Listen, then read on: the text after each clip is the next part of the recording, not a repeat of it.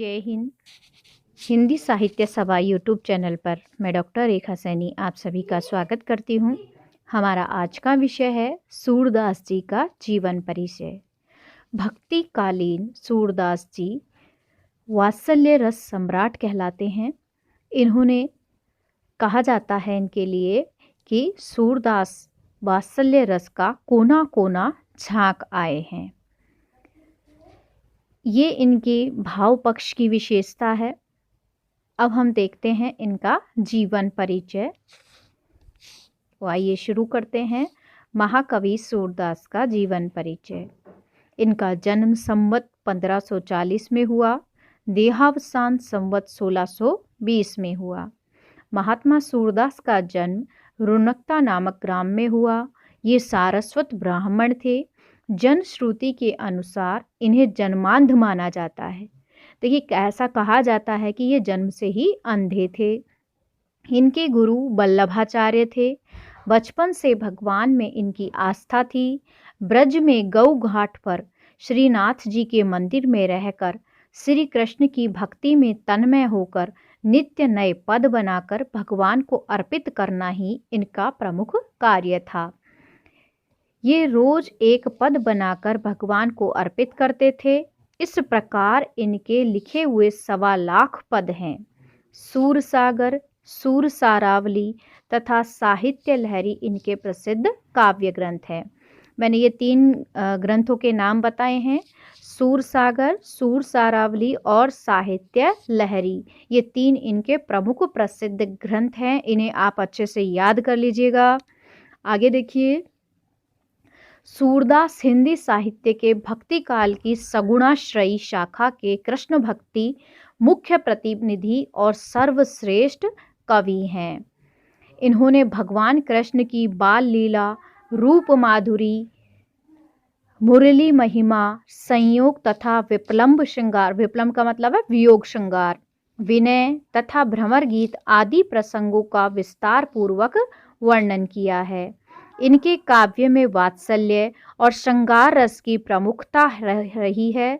बाल्यकाल और यौवन काल के जीवन की रमणीयता को उन्होंने नाना मनोरम परिस्थितियों के विशद चित्रण द्वारा दिखाया है।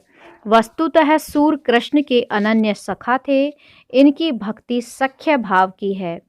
अष्टछाप के कवियों में सूर ही सबके शिरोमणि थे। अष्टछाप के कवि मतलब 8 जो कवि मुख्य माने जाते हैं अष्टछाप में, उनमें से एक ये सूरदास सबसे प्रमुख यानी शिरोमणि कवि माने जाते हैं।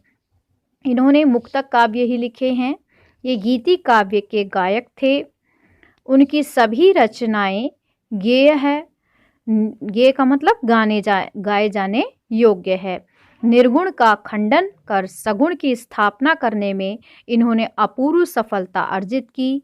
कुल मिलाकर सूर हिंदी के भक्ति साहित्याकाश के सूर्य की तरह सदैव पाठकों के सामने चमकते रहे हैं और चमकते रहेंगे। देखिए, ये तो था इनका एक संक्षिप्त जीवन परिचय।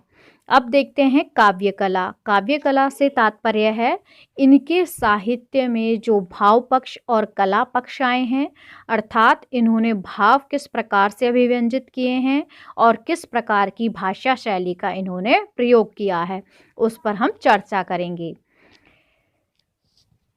काव्य कला। कृष्ण भक्त सूर प्रारंभ में विनय के पद लिखा करते थे। इन पदों में भक्त की हीनता व प्रभु की महानता का चित्रण है। बालक कृष्ण की लीलाओं का जैसा चित्रण सूर ने किया है वह हिंदी साहित्य में अद्वितीय है। कृष्ण की बाल चेष्टाएं एवं मानसिक वृत्तियां इनकी सूक्ष्म और पैनी दृष्टि से ओझल नहीं हो पाई। वात्सल्य और श्रृंगार रस का तो ये कोना कोना झांक आए हैं। देखिए, ये उक्ति बहुत ही प्रसिद्ध है सूरदास के लिए कि वात्सल्य और श्रृंगार रस का तो ये कोना कोना झांक आए, अर्थात इन्होंने वात्सल्य और श्रृंगार रस को प्रमुखता के साथ में चित्रित किया है। इन्होंने जैसा चित्रण किया है साहित्य में ऐसा अन्यत्र कहीं भी देखने को नहीं मिलता। श्रृंगार के संयोग और वियोग दोनों पात्रों पक्षों का विशद चित्रण करने में इन्हें अपूर्व सफलता प्राप्त हुई है। देखिए, श्रृंगार रस के दो पक्ष माने गए हैं, एक तो संयोग श्रृंगार और एक वियोग श्रृंगार। लेकिन दोनों ही जैसे इन्होंने वियोग श्रृंगार का वर्णन कहाँ किया है? भ्रमर गीत में। भ्रमर गीत में इन्होंने बहुत सुंदर चित्रण किया है, गोपियों के विरह का वर्णन उसमें दिखाई देता है। और श्रृंगार के संयोग का वर्णन इन्होंने राधा कृष्ण के प्रेम का और वात्सल्य रस का भी चित्रण इन्होंने किया है। आगे देखिए, राधा कृष्ण के बालकाल के प्रथम मिलन का स्नेह स्वाभाविक गीत से यौवन के प्रथम प्रेम में परिवर्तित हो जाता है। संयोग वर्णन में गोपियों के साथ कृष्ण की उछल कूद तथा हास विलासमयी क्रीड़ाओं के यथार्थ चित्र सूर ने अपनी लेखनी से खींचे हैं। वियोग वर्णन के चित्रों में भी सूर अपना सानी नहीं रखते, अर्थात इनकी बराबरी करने वाला कोई भी साहित्यकार अभी तक नहीं हुआ है। भ्रमर गीत के अंतर्गत विरह की सभी दशाओं का चित्रण किया गया है, जिससे कठोर हृदय की करुणार्द्र हो उठता है। सूर का कला पक्ष भी भाव पक्ष के समान ही सफल हुआ है। इनकी भाषा ब्रज है। यह भाषा संयत, सुव्यवस्थित और गठी हुई है। भावों के अनुरूप ही भाषा सहज, स्वाभाविक और प्रभावशील हो गई है। उसमें माधुर्य, प्रसाद और यथा स्थान ओज आदि के सभी गुण देखने को मिलते हैं। उन्होंने संस्कृत के तत्सम शब्दों का, ब्रज भाषा के ठेठ शब्दों का, फारसी, अवधी, पंजाबी, गुजराती तथा बुंदेलखंडी शब्दों का प्रयोग अपनी रचनाओं में किया है। अलंकारों के अंतर्गत उपमा, रूपक और उत्प्रेक्षा आदि अलंकारों का प्रयोग अधिक हुआ है।